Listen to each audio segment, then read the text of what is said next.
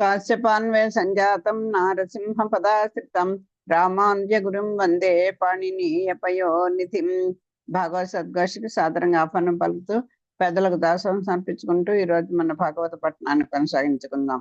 నారదుడు ధర్మరాజుకి వర్ణాశ్రమ ధర్మాలని తెలియజేసి స్త్రీల దాంట్లో తర్వాత స్త్రీల యొక్క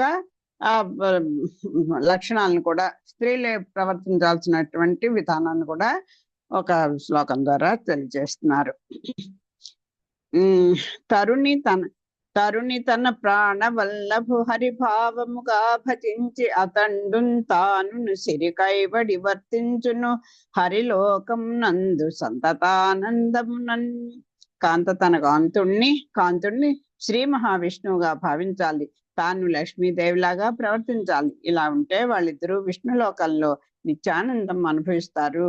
ఒకళ్ళ మనసు ఒకళ్ళు ఎరిగి ఒకళ్ళ మీద ఒకళ్ళు విశ్వాసం పెట్టుకొని దంపతులు కూడా అలా ఒకళ్ళ కష్ట సుఖాల్లో వాళ్ళు పాల్పంచుంటూ ఒకళ్ళ శబ్దాలని ఒకళ్ళు సాధ్యమంత వరకు, ఏదో గొంతెమ్మ కొరకలు అయితే ఎవరు తిట్టలేరు, కానీ చిన్న చిన్న ఆనందాలను ఒకళ్ళతో ఒకళ్ళు పంచుకుంటూ హాయిగా మనసరిగి ఉంటే సాక్షాత్తు లక్ష్మీ దేవి శ్రీమన్నారాయణలాగా హాయిగా ఇక్కడ ఈ లోకంలో వీళ్ళు ఈ దంపతులు ఆనందాన్ని అనుభవిస్తారు, అక్కడ కూడా స్వామి దగ్గర కూడా నిత్యానందాన్ని అనుభవిస్తారు. ఉపవాసంబులు వ్రతములు తపములు వేయేలా భర్త దైవతమని నిష్కపటతన్ కొల్చిన సాధ్వికి నృపవర దుర్లభము లేదు నిఖిల జగములన్. ఎంతో మంది పతివ్రత శిరోమణులు వాళ్ళ యొక్క భర్తల్ని బతికించుకోవడం తెలుసు, కష్టాల నుంచి బయటపడడం తెలుసు. ఇవన్నీ కూడా ఎన్నో మన పురాణ గాథలన్నీ కూడా మనం తెలిసినవే. ఒక సాధ్వికి ఉపవాసంబులు వ్రతములు తపములు ఏ వేళ ఎందుకండి? ఉపవాసాలు వ్రతాలు తపస్సులు ఇవన్నీ కావాలా? భర్త దైవతమని నిష్కపటతన్ కొల్చిన సాధ్వికే, భర్తే సాక్షాత్తు దైవాన్ని రుజుత్వంతో మనసా వాచ కర్మణ కనుక ఆ భర్తను కనుక కొలిచినట్టయితే నొపవర దుర్లభము లేదు అఖిల జగములన్. ఈ జగత్తులో ఇహ ఆవిడికి దుర్లభమైనదంటూ లేదు. నరవర ఉపవాస వ్రత తపస్సుల కంటే నిష్కపటంగా నిర్మలంగా నాథుణ్ణి నారాయణుగా భావించి సేవించటమే నారీమణుల ధర్మం. అటువంటి పతివ్రతకు జగత్తులో దుర్లభం అన్నదే లేదు. ఇవన్నీ పురాణాల్లో చెప్పే పుకిట పురాణాలండి. ఇప్పుడు అలా ఉంటే ఏమీ ఇది కాదు అనకండి. ఉన్నారు కదా, ఈ కలికాలంలో కూడా మంచి భర్తలు ఉన్నారు, మంచి భార్యలు ఉన్నారు. కొంతకాలం మనం వాళ్ళతో ఉన్నప్పుడు తెలిసిపోతుంది కదా వాళ్ళ నాడి ఏమిటో మనకి తెలుస్తుంది, మన విషయం వాళ్ళకి తెలిసింది. అన్ని విధాలా సౌకర్యంగా ఉన్న వాళ్ళని చక్కగా ఆదరించండి, ప్రేమించండి, చేయండి. అలాగే భర్తలు కూడా భార్యల యొక్క దీన్ని తెలుసుకొని హాయిగా సుఖజీవనం సాగించాలి. దీన్ని బట్టి అని తెలుస్తుంది కదా. నరవర ఉపవాస వ్రత తపస్సుల కంటే నిష్కపటంగా నిర్మలంగా నాథుణ్ణి నారాయణగా భావించి సేవించటమే నారీమణుల ధర్మం. అటువంటి పతివ్రతకు జగత్తులో దుర్లభం అన్నదే లేదు. మరియు శంకర జాతులైన రజక చర్మ కారక నట బరుడ కైవర్తక మేధ బిల్లురగు అంత్య జాతులేడ్వురకును చండాల పుష్కల మాతంగ జాతులకును ఆయా కులాగతంబులైన వృత్తులన్ చౌర్య హింసాదులు వర్జించి సంచరింపవలయు. మానవులకు ప్రతి యుగంబున నైసర్గికంబులైన ధర్మంబులు రెండు లోకంబులందు సుఖకర్ములని వేద విధులైన పెద్దలు చెప్పుదురు.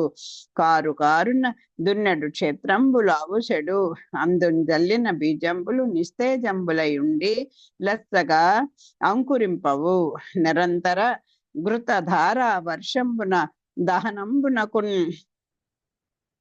దహనంబునకు వాహకత్వంబు లేక అందు వెల్చిన హవ్యంబులు ఫలింపవు. తద్విధంబున అనవరత కామానుసంధానంబున కామోన్ముఖంబైన చిత్తంబు కామంబులందనిసి నిష్కామంబై విరక్తి నందున్ కావున సత్వ స్వభావంబుతోడనెప్పుడును నెప్పుండున్ తప్పక నిజ వంశానుగత విహిత ధర్మంబున వర్తించున్న రెండు మెల్లన సాత్విక కర్మ పరత్వంబు విడిచి ముక్తి నొందు. జాతి మాత్రంబునన్ పురుషునికి వర్ణంబు నిర్దేశింప పని లేదు. శమదమాది వర్ణ లక్ష్యణ వ్యవహారంబులన్ కనవలయునని మరియు నారదుని ఇట్లని. నేను దీని గురించి వచనం చదివేసుకున్నాం. భావనలో కూడా చాలా మటుకు చెప్పేశాను. అంటే ఏమంటారు, రజకులు, నటకులు, కిరాతకులు, మేధర్లు, జాలర్లు, చర్మకారులు, కుమ్మరులు అనేటువంటి ఈ 7 జాతుల వారును చండాల పుష్కల మాతంగ జాతుల వారును వారి వారి కులాచారాలను ఆచరిస్తూ జీవించాలి. అయితే శౌర్యము, హింస మొదలకున్న వాటికి మాత్రం వాటి జోలికి వెళ్ళకూడదు. అది ఎవరికీ తగదు. ఏ కులాలస్తులకైనా, ఏ వృత్తులు చేసుకుంటున్న వాళ్ళకైనా ఈ 2 అందరికీ వదిలిపెట్టవలసిన విషయాలే. హింసించడం, ఇతరుల సొమ్ముల్ని దొంగిలించడం. మానవులకు ప్రతి యుగంలో సహజమైన ధర్మాలు ఇహలోక పరలోకాల్లో కూడా సుఖమును కలిగిస్తాయి. అది సహజమైన ఈ ధర్మాల్ని ఎందుకు ఏమి ఎలా ఉంటే ఏమిటి అనుకుంటే, నువ్వు పుణ్యకర్మ చేస్తే పుణ్యం అనుభవిస్తావు, పాపకర్మ చేస్తే పాపం అనుభవిస్తావు. అంచేత అది ఎప్పుడు భగవంతుని చిట్టాలో రాయబడుతూ ఉంటాయి కనుక కొంచెం ధర్మపరంగా మనం జీవనాన్ని సాగించుకోవాలి అని వైదిక ఋషులు అలా ఘోషిస్తూనే ఉన్నారు కదా. దాన్ని బట్టి ప్రవర్తించండి అని చెప్తున్నారు. ఇంకా చెప్తున్నారు, తడవకు దున్నితే పొలం సారం కోల్పోతుంది కదా. ఎప్పుడు నువ్వు విత్తనాలు నాటాలనుకుంటున్నావో అప్పుడు భూమిని సారవంతం చేసుకోవాలి తప్ప ఇవాళ ఖాళీగా ఉంది కదా అని చెప్పేసి ఇవాళ కొన్ని చిన్న మొక్క వేద్దాం, గోలల్లే చూసుకుందాం. కుండీలో మొక్క వేయాలంటే అది బీట వాడిపోయి ఉందని చెప్పేసి దాన్ని అంతా పదును చేసుకొని చక్కగా గెత్తం వేసుకొని అన్ని సిద్ధపరచుకొని మళ్ళీ 4 నెలలు పోయిన తర్వాత మొక్కలు వేస్తాను అంటే మళ్ళీ దున్నుతూ ఉంటే దాని యొక్క సారాన్ని కూడా కోల్పోతుంది, విత్తనాలు కూడా వేపుగా పైకి రావు అంటున్నారు. ఎలాగట, హోమగుండల్లో అలా నెయ్యి పోస్తుండే మంట కొంచెం నెయ్యి వేస్తుండాలి, మంత్రభూతంగా వేస్తుంటారు, చూస్తుండండి. ఒక్కసారే ఒక పెద్ద డబ్బాడు నెయ్యి అలా పోసేస్తే మంట ఏదవుతుందా? ఆద్యం పోసినా ఆ అగ్నికి ఉండేటువంటి దాహకత్వ శక్తి పోతుంది, అందులో వెలిచిన హోమ ద్రవ్యాలు కూడా నిరుపయోగం అయిపోతాయి. ఆ విధంగానే నిరంతర కామ కలాపాలతో మన్మథమగ్నమైన చిత్తము నిష్కామమై అలా ఎంతకాలమని విషయభోగాలను అనుభవిస్తున్నా కూడా కొన్నాళ్ళకి అసహ్యం పుట్టుదా?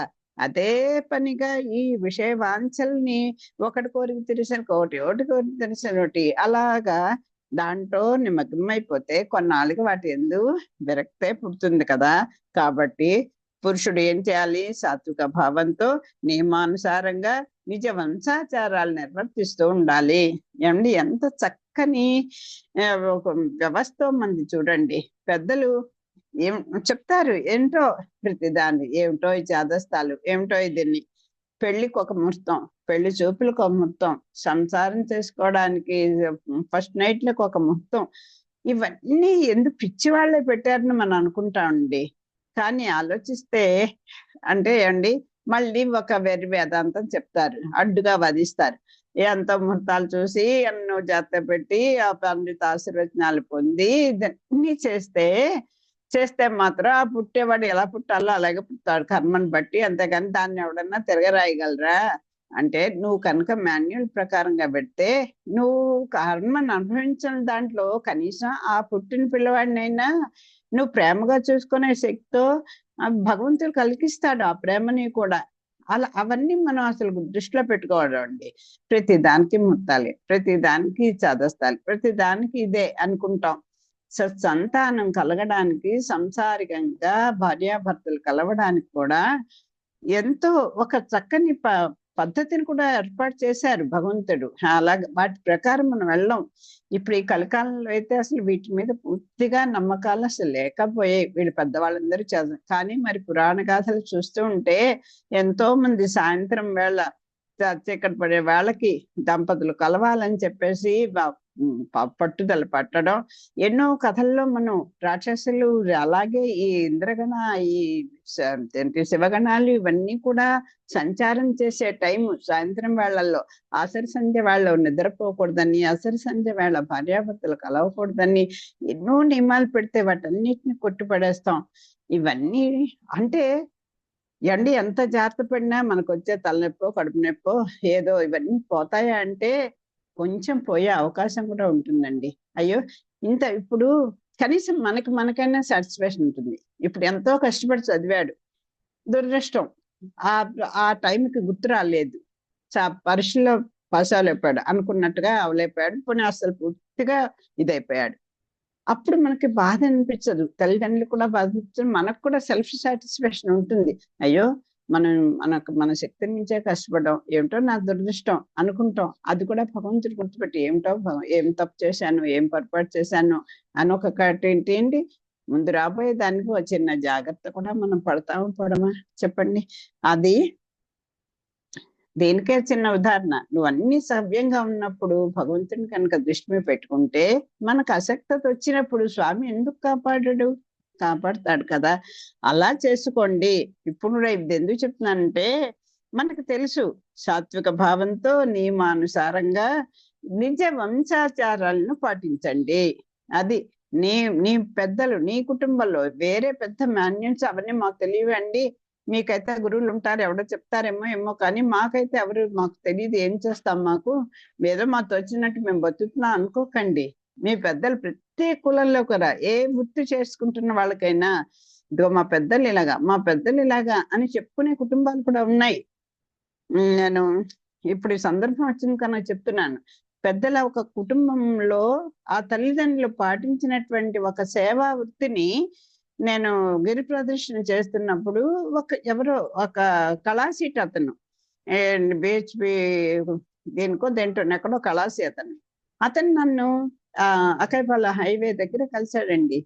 సింహాచలం వెళ్లే వరకు నేను ఒక్కదాన్ని, అందరూ వెళ్ళిపోతున్నాను, నేను నడవలేకపోతున్నాను గిరిప్రదర్శన అప్పుడు. మా అకైపాలెం రోడ్ నుంచి సింహాచలం వరకు కూడా నేను ఎక్కడ కూర్చుంటే అక్కడ చెప్పులు పట్టుకోలేకపోతాను. నా చెప్పులు మోసి నాకు ధైర్యం చెప్పి అమ్మ కాసేపు రెస్ట్ తీసుకోండి అంటే నిజంగా నేను ఆ వ్యక్తిని నమ్మలేదు. నిజంగా చెప్తున్నాను, ఎందుకు ఇలా ఊరికేంత సేవ చేస్తారా అని ఒక రకమైన భయం కూడా వచ్చింది. మన బుద్ధి అలా ఉంటుంది. భగవంతుడు ఏదో రూపంలో పంపిస్తాడు, జాగ్రత్తగా చూసుకోవాలి మనం కూడా. అతను చెప్పు, నాయన ఎందుకు ఇలాగా మీ వాళ్ళందరూ వెళ్ళిపోయారు, నువ్వు ఇలా ఉన్నావేంటి అంటే మా నాన్న అలా చెప్పాడండి. మా తాతలు మనం సేవకే పుట్టాం, పెద్దలకు సేవ చేసుకో, నీకు పక్క వాడికి నీ శక్తి ఉన్నంత వరకు సేవ చేయి నాన్న, అదే మన కాపాడుతుంది అన్నాడండి. అది తప్ప నాకు ఇంకో నియమం ఏం లేదమ్మా అని చెప్పి దండం పెట్టి వెళ్ళిపోయాడు. అతనికి నా ప్రతిఫలంగా ఏదన్నా చేద్దామంటే ఏమి చేయడానికి ఆ టైంలో నా దగ్గర ఏమీ లేదు. ఒకసారి పోనీ ఇంటికి రండి ఎప్పుడున్నా మా కైపాలమే మా ఇల్లు అని చెప్పినా కూడా మళ్ళీ కనపడలేదండి. కానీ ఆ వ్యక్తిని ఈ రోజున కలుసుకుంటున్నావా? అది ఆ కుల ధర్మాన్ని పాటించండి, మీ పెద్దల యొక్క నియమాన్ని పాటించండి. చూడండి, ఈ రోజుకి చెప్పుకుంటున్నానని నేను కదా, అలాంటి మహానుభావులు ఉన్నారు. ఏ కులం అయితే ఏంటండి, అతను ఏ కులమో ఏమిటో కూడా నాకు తెలియదు, ఏమీ తెలియదు అసలు. ఒక కనీసం తోడబుట్టిన వాళ్ళైనా తల్లిదండ్రులు కూడా అంత జాగ్రత్తగా తీసుకెళ్లేరేమో, విసుకుంటారేమో. మహానుభావుడు అలాగా ఆ సింహాద్రినాథుడు ఆ రూపంలో పంపించి నా చేత కైంకర్యం చేయించాడు. అలా ఉన్నారండి, ఈ కాలంలో కూడా ఉన్నారు. అది కాబట్టి పురుషుడు సాత్విక భావంతో నియమానుసారంగా నిజ వంశాచారాలు నిర్వర్తిస్తూ ఉండాలి. అటువంటి మానవుడు క్రమంగా సహజంగానే కర్మ బంధాల నుంచి విముక్తుడవుతాడు. మరి ఇలాంటి సేవాపరులు ఉన్నారు ఇంకా కలికాలంలో కూడా. ఉంటే వాళ్ళకి చెప్పాలా, ఈ కర్మబంధాలు ఏమి వాళ్ళకుండా నా నుంచి అతను ఏమి ప్రతిఫలం ఆశించలేదు, ఇంకా డబ్బులకి ఆశించలేదు. అమ్మ నాకు మీరు సాయం చేస్తే చేయండి ఏమీ మాట్లాడలేదండి. మరి ఉన్నాడు కదా, ఈ కర్మబంధాల నుంచి విముక్తుడైపోయాడా. అలాంటి వాళ్ళు జాతి మాత్రం వల్ల పురుషునికి వర్ణ నిర్ణయం చేయకూడదు. మనమైతే నిజంగా అలాంటి స్థితిలో ఉంటే మనమైతే అమ్మో నేను బ్రాహ్మణ కుల పుట్టా, అబ్బే వాడి చెప్పులు ముట్టుకోవడమా, అభిచార్య అడ్డొచ్చేస్తుంది, అలా ఉంటాం. కానీ వర్ణం అనేది జాతి మాత్రం వల్ల కాదు, వర్ణాన్ని నిర్ణయించకూడదు. శమధమాది ధర్మాలను పాటించడం ద్వారా వాని జాతిని నిర్ణయించాలి. ఇతని ఏ దేవతా జాతి అనుకోవాలా, ఏమనుకోవాలి ఇలాంటి మహానుభావులను చెప్పండి. అది ఏ జాతిలో పుట్టాడో ఏమో తెలియదు కదా. అంత శమధమాదులు ప్రత్యక్షంగా ఆచరించి చూపించినటువంటి మహా వ్యక్తి కదా అలాంటి వాళ్ళు అని నారదుడు చెప్తున్నాడు. ఇంకా ఇలా చెప్తున్నాడు, క్రమమున వర్ణంబుల చిహ్నములెల్లను చెప్పన్బడియే ఆశ్రమముల ధర్మములెరింగించద అన్నియు సమదాహిత హృదయశూల సమదా సదమలశీల. నాయన సుగుణాల రాసి నువ్వు నాయన సుగుణాల శీల అరివీర భయంకర. మళ్ళీ ఏ మెత్తని వాడు అనుకోకండి ధర్మరాజుని, ఎందుకు ఎలా అడ్రస్ చేసినా చూడండి. హరివీర భయంకర, శత్రువులు కూడా హడిలిపోయేటువంటి పరాక్రమం కలవాడివి, ఎంత ఎదిగిన కొద్దీ వదగమని సుగుణశీల అని చూడండి. అక్కడ ఓ పక్కన అతని యొక్క పరాక్రమం, ఓ పక్కన వినయ విధేయతలు. పాండవులకి మరి అందుకేగా వాళ్ళు 5గురే ఉన్నా, వీళ్ళు 100 మంది ఉన్నా వాళ్ళని గెలిచారు అంటే భగవతత్వం ఎరిగిన వాళ్ళు, పెద్దల్ని గౌరవించిన వాళ్ళు కనుకే కదా. అంతకన్నా క్వాలిఫికేషన్లు ఏమున్నాయి వాళ్ళకి చెప్పండి. సుగుణశీల, అరివీర భయంకర. క్రమంగా వివిధ కుల లక్షణాలు నీకు చెప్పాను, ఇంకా ఆశ్రమ ధర్మాలు తెలియజేస్తాను. ఏమండి ఆయన ఏముందండి, ఆయనకేం సంసారమా ఇదా, ఏమన్నా అర్జెంట్లా, ఆయనకేమన్నా టైం ఫ్యాక్టర్లా ఏముంది? ఈ స్వామీజీలందరికీను హాయిగా కూర్చుంటే ఏదో ఇప్పుడు అన్నం తింటే హాయిగా తింటే కాలం గడిపిస్తారు, ఎన్ని ఉపన్యాసాలని చెప్పేస్తారు అనుకుంటాం. వాళ్ళకి ఎన్ని నియమాలు ఉంటాయో నారదుల వారి ద్వారా విందాం చూడండి. వినము. బ్రహ్మచారి మౌంజీ కౌపీన యజ్ఞోపవీత కృష్ణాజిన పలాస దండ కమండలుడు ధరుండును. ఎవరికేం చెప్తున్నారు ఇవి? ఇవి ఆశ్రమ ధర్మాలు. సంస్కారహీన శిరోరుహుండును, దర్భహస్తుండును, శీల ప్రశస్తుండును, మౌనియును, త్రిసంధ్యంబును బ్రహ్మ గాయత్రి జపించుతును, సాయం పాత్ర రవసరంబుల పాత్ర రవసరంబుల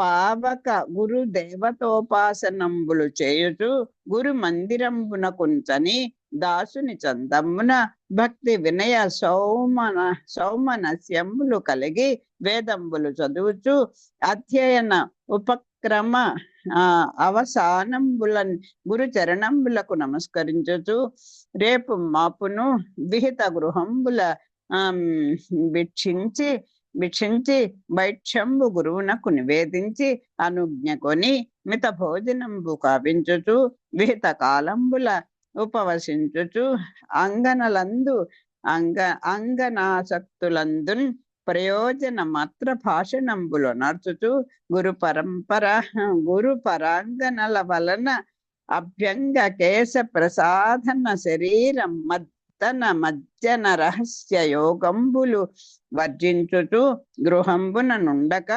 జితేంద్రియత్వంబున సత్య భాష నుండై సంచరింపవలయు. ఎంత లిస్ట్ ఇచ్చాడు చూడండి. ఆశ్రమ వాసులకు కూడా ఎటువంటి ధర్మాలు ఉంటాయో చెప్తున్నారు. బ్రహ్మచారి సాధారణంగా బ్రహ్మచర్య గృహస్థాశ్రమం స్వీకరించాక కూడా కొంతమంది దీనికి వెళ్ళిపోతారు. ఆశ్రమ స్వీకారం చేయడానికి సాధారణంగా బ్రహ్మచర్యంలోనే ఇలాగ కొంతమంది బ్రహ్మచర్య ఆశ్రమంలోనే ఈ ఆశ్రమవాసులుగా మారుతూ ఉంటారు కొంతమంది. ముందుగా బ్రహ్మచర్య లక్షణాలు చెప్తాను విను. బ్రహ్మచారిగా ఉన్నప్పుడు ఎట్లా ఉండాలి? బ్రహ్మచారి మౌంజి కౌపీనము యజ్ఞోపవీతము కృష్ణాజినము పలాస దండము కమండలము దర్భలు ధరించాలి. ఒక కౌపీనం ధరించాలి. మౌంజి అంటే ఒక లుంగి లాంటిది కాను. యజ్ఞోపవీతం ధరించాలి. కృష్ణ అధీనము అంటే కృష్ణ అంటే జింక తోలు, దాన్ని అది వేసుకుని కూర్చుంటారు జపాలకి. పలాస దండము ఒక దండం ఉంటుంది కదా, దాన్ని కమండలము, తర్వాత చేతిలో ఒక కమండలము, దర్భలు ధరించాలి. కేశ సంస్కారం చేసుకోకూడదు. మనలాగా ఎప్పటికప్పుడు నూనెలు రాసేసుకుని ఏవో రకరకాల నూనెలు రాసుకుంటూ కేశ సంస్కారం చేసుకోకూడదు. శీలవంతుడై ప్రవర్తించాలి. ముఖ్యమైన పని ఇది. రూపము, వేషము అన్ని అలా ఉన్న స్వభావం కూడా శీలవంతుడై ప్రవర్తించాలి. మౌనంగా 3 పూటల బ్రహ్మ గాయత్రి జపించాలి. ఆ గాయత్రి మంత్రాన్ని 3 పూటలా జపించాలి. ప్రాతకాల, సాయంకాలాల్లో సూర్యోపాసనము, అగ్ని ఆరాధన, గురువందనము, దేవతార్చనము చేస్తూ ఉండాలి. 2 పూటలా కూడా సూర్యోపాసన, సంధ్యావందనం, త్రిసంధ్యలు కూడా చేస్తారు. అలా సూర్యోపాసన, సూర్యుడిని ఆరాధించాలి. నిత్య అగ్నిహోత్రం చూసుకోవాలి. గురువు గారికి వందనం చేయాలి. దేవతార్చన కూడా చేస్తూ ఉండాలి. గురువు గారి గృహంలో దాసుని వలె భక్తిగా, వినయంగా, సౌమనస్యం కలిగి ఉంటూ వేదాలు వర్ణించాలి.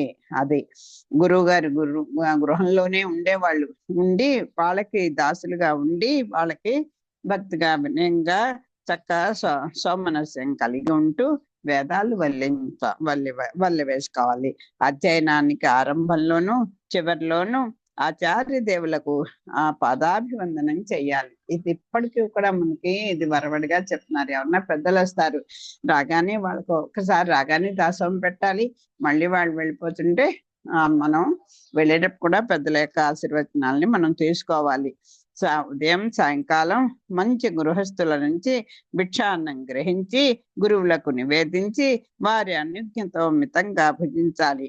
గృహస్థుల నుంచి ఈ భిక్షాటన చేసుకోవాలి. చేసుకొని వచ్చి దాన్ని చక్కగా శుచిగా శుభ్రంగా వండి గురువు గారికి నివేదించి వారి ఆజ్ఞతోటి కొంచెం మితంగా భోజనం చేయాలి. నియమిత దినాలలో ఉపవాసాలు ఉండాలి. ఏకాదశి, అమావాస్యని అలాంటి ప్రత్యేకమైనటువంటి దినాలలో ఉపవాసం కూడా ఉండాలి.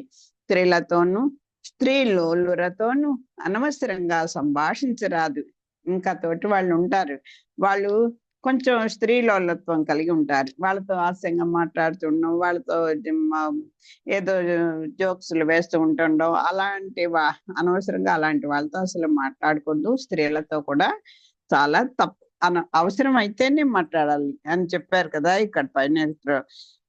మాత్ర భాషణములు ఎవరన్నారు? అంగనలందు అంగనాసక్తులందున్ ప్రయోజన మాత్ర భాషణంబులు అనర్చుతూ. ఏదైనా అవసరమైతేనే వాళ్ళతోటి సంభాషించాలి. బ్రహ్మచారి గురుపత్నులతో, పరాంగనలతో తల అంటించుకోవడం, తల దువ్వించుకోవడం, శరీరం పట్టించుకోవడం, స్నాన సపర్యలు చేయించుకోవడం, ఏకాంతంగా ఉండడం పనికిరాదు. ఈ బ్రహ్మచారి గురుపత్నుల చేత గాని, అలాగే అక్కడ ఉంటారు స్త్రీలు కొంతమంది, వాళ్ళ చేత గాని తల పట్టించుకోవడం, తల దువ్వించుకోవడం, శరీరం మసాజ్ చేయించుకోవడం, స్నానాలు సపర్యలు అలాంటివన్నీ ఏమి చేయించుకోకూడదు. ఇవన్నీ గురువు గారికి తాను చేయవలసినటువంటి సపర్యలు. తర్వాత ముఖ్యంగా ఏకాంతంగా ఉండడం కూడా పనికిరాదు. ఉంటారు ఇంకా అలాంటి వాళ్ళు బ్రహ్మచారులు ఉంటారు కదా, వాళ్ళతో కలిసి చక్కని సద్గోష్ఠి చేసుకోవాలి తప్ప ఏకాంతంగా కూర్చొని ఇప్పుడైతే సెల్లు చూడకూడదని చెప్పచ్చు. ఎల్లప్పుడూ ఇంటిలో ఉండక జితేంద్రుడై సత్య భాషణుడై సంచరించాలి. ఎప్పుడు ఇంట్లోనే అలా పడి నిద్రపోకుండా జితేంద్రుడై ఉండాలి, సత్య భాషణుడై సంచరించాలి. పొలంటి దావ అన్ని పురుషుండాద్య కటంబు కరంగ కుండరాదు కదిసనేని బ్రహ్మయైనన్ కూతున్ బట్టకమానండు వడుగు కింతి పొత్తు వలదు. చూడండి మగవాడి వీక్నెస్ ఎలా చేస్తున్నారు. ధర్మరాజా, బ్రహ్మచారి చాలా నియమ నిష్ఠలతో నివసించాలి. పొలతితో పొత్తు తగదు. స్త్రీలతో ఎక్కువగా వాళ్ళ అటాచ్మెంట్ పెట్టుకోకూడదు. స్త్రీ అనేది దావాగ్ని వంటిది, దహించి వేస్తుంది, క్షణంలో తన వైపు తిప్పేసుకుంటుంది. వాడి యొక్క స్వభావాలను కూడా మార్చేసేటువంటి శక్తిమంతురాలు స్త్రీ. బాగు చేయాలన్నా చేయగలదు, అలాగే పాడు చేయాలన్నా కూడా అవతల వాడిని వాడి యొక్క మంచి గుణాల నుంచి తప్పించను కలదు. దావాగ్ని లాంటి ఆ అగ్ని దావాగ్ని ఇది దీన్ని కాల్చాలి దీన్ని కాల్చకూడదు అని అన్న విచక్షణ ఉంటుందా? అలాంటిది స్త్రీ అని చెప్తున్నారు. పురుషుడు నేతి పాత్ర వంటి వాడు. అది ఆ నెయ్యి కనుక ఎక్కడుంటే అక్కడికి ఆ నెయ్యి ఉన్న చోటకి ఈ అగ్ని ఇంకా కాస్త ప్రజ్వలిల్లుతుంది కదా. ఈ పురుషుడు నేతి పాత్ర వంటి వాడు. సెగ తగలగానే పాత్రలోని ఘృతంలా కరిగిపోతాడు. ఈ అగ్ని తగలగానే ఆ నెయ్యి ఎప్పుడైతే అగ్ని తగలగానే ఆ నెయ్యి కరుగుతుంది కదా, అలాంటిదండి స్త్రీ. ఈ స్త్రీ యొక్క ఆ ఒక మాటే చాలు, సొంతం వెళ్ళి టచ్ చేయమని కాదు, ఆ సెగ తగిలితే ఆ సెగ వచ్చే చాలు ఆ పాత్రలోని ఘృతంలాగా కరిగిపోతాడు. బ్రహ్మంతటి వాడు తన కూతురిపై వ్యామోహంతో ఆమెను భారీగా గ్రహించక విడవలేదు కదా. అది మనం వెనక చదువుకున్నా కదా, బ్రహ్మగారే ఇలాంటి వాడిని నేను ఏమిటి, అయ్యో నా కూతురి మీదే వ్యామోహం పడ్డాను అనుకుంటాడు కదా. కాబట్టి బ్రహ్మచారికి పడతి సాన్నిధ్యం పనికి రాదు అంతటా.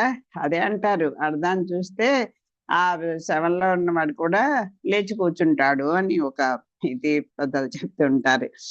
అది వినుము.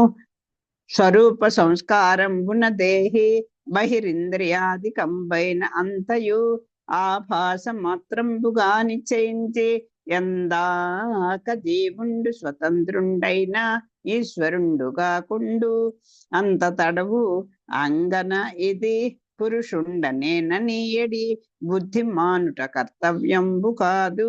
బ్రహ్మచారి అతి గృహస్థులందెవ్వండైనా చిత్తంబు పరిపక్వంబుగాక అద్వైతానుసంధానంబు చేసిన మూఢుండగున్ కావున రహస్యంబునన్ పుత్రికనైనన్ దాయకుండవలయు. చూడండి, పూర్వం పెద్దవాళ్ళు పెట్టినవన్నీ కూడా నియమాలు ఎంత మనం అనుకుంటాం, అసలు నిజంగా పూర్వ పద్ధతులే మంచివండి. ఎవ్వరు కూడా ఆడపిల్లలు అన్నదమ్ములైనా సరే అక్క చెల్లెల్ని కూడా ఎవరిని కూడా ముట్టుకొని మాట్లాడకూడదు అనేది మా వాళ్ళ ఇళ్లలో కూడా కొంతమంది చాలా పాటిస్తుండేవారు. అలా మేము ముట్టుకుని దగ్గరగా మాట్లాడుతుంటే కూడా మా వదిన గారి ఇంట్లో వాళ్ళు అనేవారు, ఎందుకు అలా ముట్టుకుని మాట్లాడటం అని అడుగుతుండేవారు. అది కూడా తప్పే అని చెప్తున్నారు, అలా ముట్టుకుని మాట్లాడకూడదు అని చెప్తున్నారు. వినము. స్వరూప సాక్షాత్కారంబున దేహి బహిరింద్రియాధికంబైన అంతయు ఆభాసమాత్రంబుగా నిశ్చయించి ఎందాంక జీవుండు స్వతంత్రుడైన ఈశ్వరుండు కాకుండు. ఆత్మ సాక్షాత్కారం పొందాడు. బహిర్ ఇంద్రియాలకు కనిపించేంత దాకా కూడా స్వప్నంగా భావించి తాను ఈశ్వరుడు ఒకటేనని మానవుడు ఎప్పటి వరకు భావించి తాను ఈశ్వరుడు ఒకటేనని మానవుడు ఎప్పటి వరకు గ్రహించలేడో, అది అంటే తాను ఒకటేనని కాదు, తాను ఒకటి కాదనేమో మరి నాకు తెలీదు. ఆత్మ సాక్షాత్కారం పొందాడు, భగవంతుని మీదనే తపస్సు చేశాడు, రేఖామాత్రంగా ఆత్మ సాక్షాత్కారం పొందాడు. బహిర్ ఇంద్రియాలకు కనిపించేదంతా కూడా స్వప్నంగా భావించి, అది ఇక్కడ ఏమిటో తప్పు వచ్చినట్టు అనిపిస్తుందండి. కనిపించేదంతా కూడా స్వప్నంగా భావించి తాను ఈశ్వరుడు ఒకటేనని మానవుడు ఎప్పటి వరకు గ్రహించలేడు. ఎంత ఆత్మ సాక్షాత్కారం పొంది ఇంద్రియాలకు కనిపించేదంతా కూడా ఒక స్వప్నము, ఇదంతా కూడా మనకి కళ్ళకి కనిపించేదంతా కూడా స్వప్నంలో కనిపించేటువంటి అలాంటిది. ఇదంతా నా తెల్లవారేసరికి ఉండదు అని తెలిసి కూడా ఈశ్వరుడు తాను ఒకటే అని మానవుడు ఎప్పటి వరకు గ్రహించలే, ఒకటి కాదని ఎప్పటి వరకు గ్రహించలేడో అప్పటి వరకు ఈమె స్త్రీ నేను పురుషుడును అనే భేదభావం వలదు. ఇక్కడ ఏంటో నాకు అర్థం కాలేదు, ఎవరు నన్ను అడిగి రేపు తప్పకుండా చెప్తాను. కనుక బ్రహ్మచారి, యతి, గృహస్థుడు వీరిలో ఎవరైనా మనస్సు పరిపక్వం చెందకుండా అద్వైతానుసంధానం చేసుకోవడం మూర్ఖత్వం అవుతుంది. కనుక బ్రహ్మచారి, యతిలేతులు, గృహస్థుడు వీరిలో ఎవరైనా సరే మనస్సు పరిపక్వం చెందకుండా అద్వైతానుసంధానం చేసుకోవడం మూర్ఖత్వం అవుతుంది. అది అసలు ఆ మనసు పరిపక్వం చెందకుండా ఏదో తన ఇష్టం వచ్చిన తను అనేసుకోవడం అది మూర్ఖత్వం అవుతుంది. కాబట్టి కన్న కుమార్తెతో కూడా రహస్యంగా ఏకాంతంగా ఉండకూడదు అని చెప్తున్నారు. ఇది నేను రేపు పెద్దల్ని అడిగి నాకు ఎందుకు ఒక డౌట్ అర్థం కావట్లేదు, చూసి చెప్తాను. శిరమున మేన సంస్కృతులు సేయక చందన భూషణాద్యలంకరణములెల్ల మాని ఋతుకాలమునన్ నిజ భార్యన్ పొందుచున్ తరుణులన్ చూడన్ బారక ధృత వ్రతుండై మధు మాంసవర్చి అయి గురుతర వృత్తిలో మెలంగు కోవిదుడొక్క కోవిదుండొక్క గృహస్థు భూవరా. అది ఉత్తమ గృహస్థుడు ఎవరు అని ఒక ప్రశ్న వేసుకుంటే, శిరమున మేన సంస్కృతులు చేయక చందన భూషణాద్యలంకరణములెల్ల మాని ఋతుకాలమునన్ నిజ భార్యన్ పొందుచున్ తరుణులన్ చూడన్ బారక ధృత వ్రతుండై మధు మాంసవర్చియై గురుతర వృత్తితో మెలంగు కోవిదుండొక్క గృహస్థు భూవరా. ఒక్క గృహస్థుడు అంటే ఆ ఒక్కడే, అటువంటి గృహస్థే గృహస్థుడు అని చెప్తున్నారు. ఎవరుట? భూవరా. ఇక గృహస్థు ధర్మాలు చెప్తాను విను. ఉత్తమ గృహస్థుడు అభ్యంగనాది స్నానాలు, చందన భూషణాదులు కలిగి ఋతుకాలంలో మాత్రం తన భార్యను పొందాలి. ఇతర కాంతలను చూచి మోహం చెందరాదు. చక్కని మనస్థైర్యం సంపాదించాలి. మధు మాంసాలు వర్జించాలి. ఈ విధంగా సత్ప్రవర్తనతో తన ధర్మం నిర్వర్తించిన వాడే ఉత్తమ గృహస్థుడు. ఇక్కడ ఋతుకాలంలో తన భార్యను పొందాలి అన్న మాటకి నాకు అన్వయం ఏంటో తెలియట్లేదు. గృహస్థు ధర్మాలు ఏం చెప్తున్నారంటే, అభ్యంగనాది స్నానాలు, చందన భూషణాదులు కలిగి ఉండాలి. కలిగి ఋతుకాలంలో మాత్రమే తన భార్యను పొందాలి. ఇతర కాంతాలు చూసి వ్యామోహం చెందరాదు. చక్కని మనస్థైర్యం సంపాదించాలి. మధు మాంసాలు వదిలిపెట్టాలి. తాగుడు, మాంసం ఈ రెండు కూడా వదిలిపెట్టాలి. ఈ విధంగా సత్ప్రవర్తనతో తన ధర్మం నిర్వర్తించిన వాడే ఉత్తమ గృహస్థుడు. ఋతుకాలం అంటే భార్య నెలసరి పీరియడ్ అని నేను అనుకుంటున్నాను. అది కాదనుకుంటా, అది తెలియాలి, చూడాలి.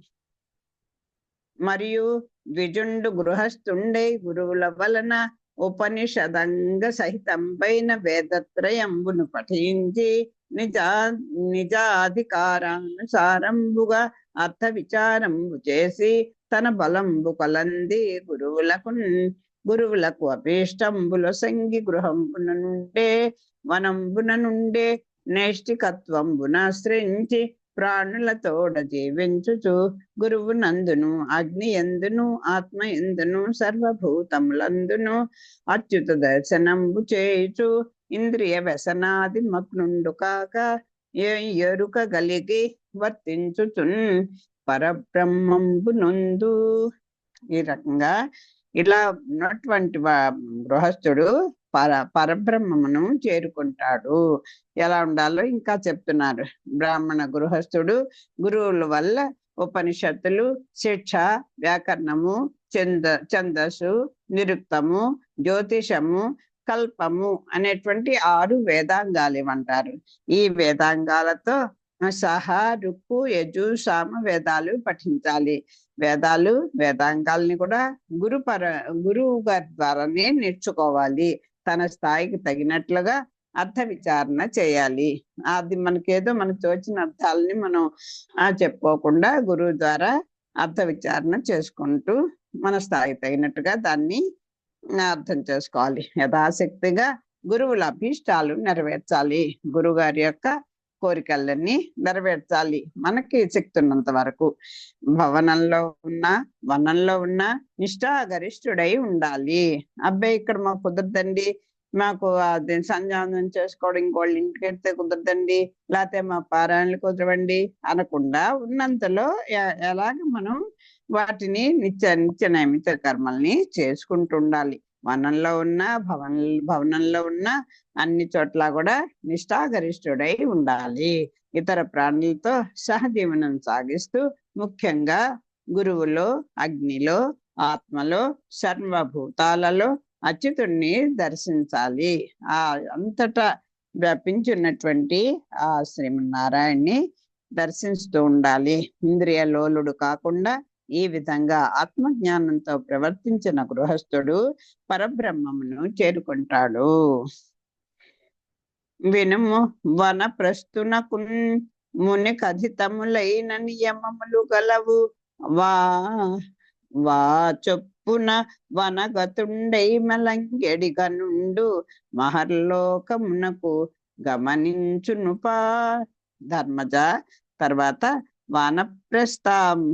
ప్రస్థాశ్రమ విధులు చెప్తారు విను. వానప్రస్థంలో గృహస్థాశ్రమం అయిపోయిన తర్వాత ఆశ్రమ స్వీకారం చేస్తారు. ఇందాక మొదట మనం చెప్పుకున్నవన్నీ బ్రహ్మచర్యాశ్రమంలో బ్రహ్మచారి పాటించవలసిన విషయాలు చెప్పారు. తర్వాత గృహస్థు ఎలా ఉండాలో చెప్పారు. ఇప్పుడు వానప్రస్థాశ్రమాన్ని చెప్తున్నారు. వానప్రస్థాశ్రమంలో గృహస్థాశ్రమంలో కూడా ఇద్దరు భార్యాభర్తలు కూడా వెళ్ళి వానప్రస్థాశ్రమాన్ని స్వీకరించిన దాఖలాలు కూడా ఉన్నాయి. లేదు వారు వాళ్ళు కూడా వెళ్ళి ఉంటారు. ఆ తర్వాత వానప్రస్థాశ్రమం వాళ్ళకు ఉన్నటువంటి విధులు చెప్తాను విను. వానప్రస్థాశ్రమం స్వీకరించిన వాడు అరణ్యాలకు వెళ్ళి ముని వృత్తి అవలంబించాలి. ఋషీశ్వరులు ఉద్దేశించిన నియమాలు పాటించిన పుణ్యాత్ముడు మహర్లోకం చేరి సుఖిస్తాడు. అక్కడ ఋషీశ్వరులు వాళ్ళు నిర్దేశిస్తారు, అలా ఆ నివృత్తి స్వీకరించాలి. ఆ గొప్ప గొప్ప ఋషులందరూ కూడా పాటిస్తున్నటువంటి నియమాలన్నీ కూడా పాటించినటువంటి ఈ వానప్రస్థాశ్రమంలో ఉన్న వాళ్ళు అటువంటి పుణ్యాత్ములు మహర్లోకం చేరి సుఖిస్తారు. అటమీందన్ గృహస్థాశ్రంబు విడిచి వనమునకు జని దున్నక పండెడి నీ వారాది కంబులగ్ని పక్వము చేసి ఉండే నా మంబులు.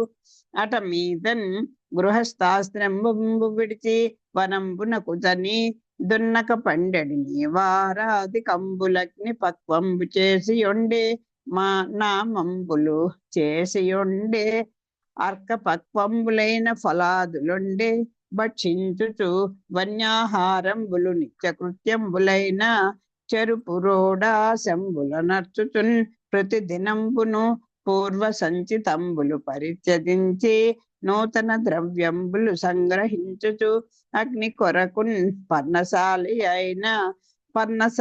అయిన పర్వత కందరంపైన ఆశ్రయించుచు హిమ వాయు వన్య వర్ష ఆతపంబులకు సహించుచు నఖస్మస్ము కేశ తనురుహంబులు ప్రసాదితంబులు చేయక జటిలుండై వసించుచు దండాజిన కమండలు వల్కల పరిచ్ఛదంబులు ధరించి 12 8 4 2 1 వత్సరంబైనన్ తప ప్రయాసంబున బుద్ధి నాశంబు కాకుండా